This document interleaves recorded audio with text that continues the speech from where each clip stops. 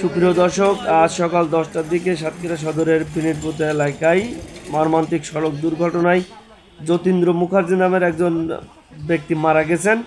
এই যতীন্দ্র মুখার্জির বাড়ি সাতক্ষীরার কালীগঞ্জ উপজেলার চম্পাপুর ইউনিয়নের ৬০ গ্রামে।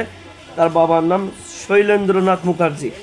ওই ঘটনায় এই যতীন্দ্র মুখার্জির ভাই মহেন্দ্র মুখার্জিও আহত হয়েছেন। এছাড়া আরও এক যুবক সুশান্ত কুমার বিশ্বাস, তিনিও আহত হয়েছেন। এই সুশান্ত কুমার বিশ্বাসের বাড়ি তালা উপজেলার শ্রীমন্তকাঠি গ্রামে। আমরা যেটা জানতে পেরেছি, সাতক্ষীরা শহর থেকে এই মহেন্দ্র পাটকেলঘাটার দিকে যাচ্ছিলেন এবং পাটকেলঘাটার দিক থেকে একটি পরিবহন বিনিরপুতা আসা মাত্রই মহেন্দ্রে মেরে দেন এবং ওই ঘটনায় মারাত্মক আহত অবস্থায় যতীন্দ্র মুখার্জিকে সাতক্ষীরা সদর হাসপাতালে নিয়ে আসেন স্থানীয়রা এবং সেখানে আসা মাত্রই তিনি মারা যান।